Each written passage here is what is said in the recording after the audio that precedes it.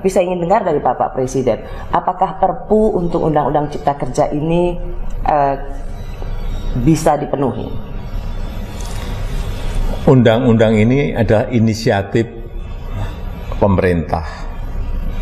Inisiatif pemerintah. Kita menyiapkan berbulan-bulan.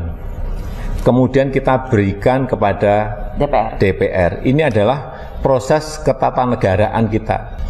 Kemudian undang-undang itu dibahas di DPR 8 bulan. Di sana kan semua fraksi ada di sana. Itu adalah wujud dari perwakilan rakyat. 8 bulan.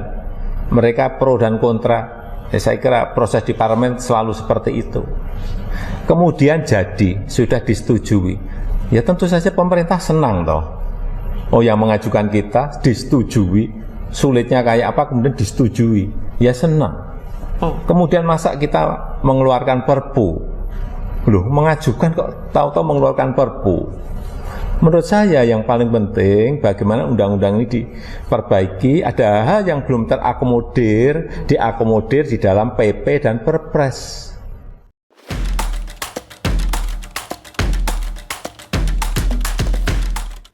Dan pada pagi hari ini tadi kami sudah berkonsultasi, dipanggil Bapak Presiden dan diminta untuk mengumumkan terkait penetapan pemerintah untuk Perpu tentang Cipta Kerja.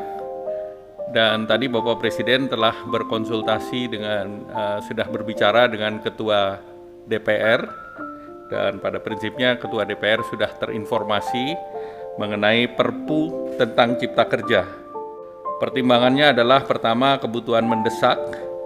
Pemerintah perlu mempercepat antisipasi terhadap kondisi global, baik yang terkait dengan ekonomi, kita menghadapi resesi. Perpu Cipta Kerja yang diluncurkan pemerintahan Jokowi diharapkan mendukung investasi asing. Ternyata banyak mendapat kritik dari banyak elemen masyarakat. Anggota DPD RI Abdul Rahman Taha asal Sulawesi Tengah, menyebut, Jokowi bisa dimakzulkan imbas Perpu itu.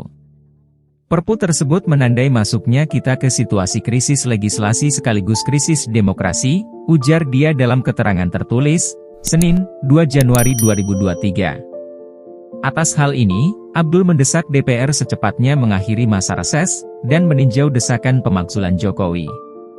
Ketua Umum Apindo Haryadi Sukamdhani mengatakan, ini kan lucu, kita yang ngasih kerjaan, kita yang ngasih gaji, kita nggak diajak ngomong.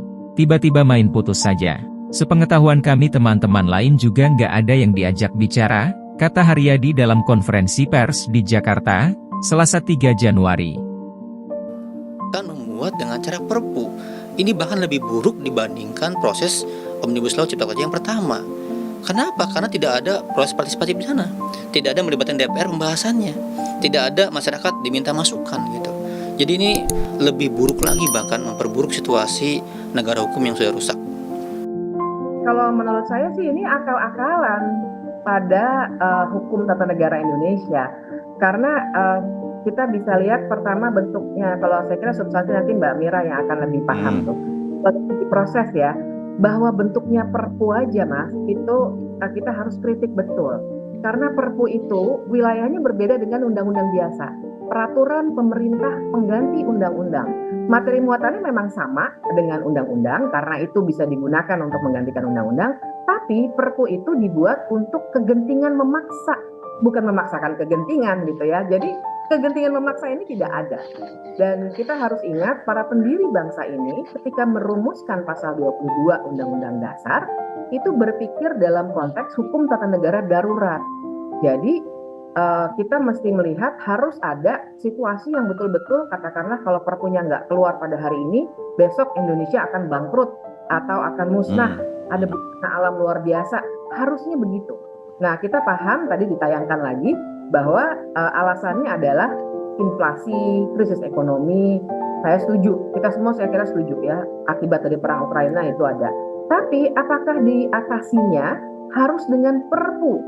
Karena Perpu itu kan pemerintah keluarkan dulu sendiri, langsung berlaku Perpunya, dan kemudian nanti ketika DPR sidang pada masa sidang berikutnya baru dibahas disetujui atau tidak.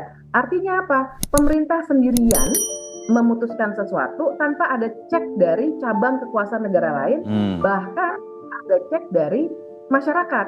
Karena artinya kan prosesnya tertutup, tidak ada pembahasan di Senayan, gitu ya. Kita harus lihat proses itunya dulu, yang saya kira tidak bisa dijustifikasi sama sekali. Bahkan saya harus tambahkan, kenapa saya bilang akal-akalan betul, dikeluarkannya hari kerja terakhir sebelum tahun baru. Di saat semua orang tidak ada yang tahu, moodnya mood tahun baruan, tiba-tiba keluar dan draftnya saya carinya aktif sekali sampai ke setnek, saya telepon segala macam, tidak ada sampai malam tahun baru. Jadi itikat buruknya yang ingin saya soroti, karena tidak tepat untuk mengeluarkan kebijakan yang mengatasi krisis ekonomi yang mungkin akan kita hadapi minggu depan, 2 minggu lagi, tapi tepatkah untuk mengeluarkannya dalam bentuk perpu yang tidak ada pembahasannya sama sekali?